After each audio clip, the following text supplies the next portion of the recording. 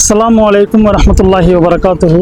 அன்னை ஆயிஷா ரலியல்லாஹு அன்ஹா அவர்கள் ஒரு முறை சொல்றாங்க, சூறாவளி, காற்று, மழை, மேகம் தென்படும் பொழுது அதிகமாக இருக்கக்கூடிய காலங்கள்ல நபி ஸல்லல்லாஹு அலைஹி வஸல்லம் அவர்கள் முன்னும் பின்னுமாக நடக்கக்கூடியவர்களாக இருந்தாங்க. அவருடைய முகம் வாட்டமாக காணப்பட்டது.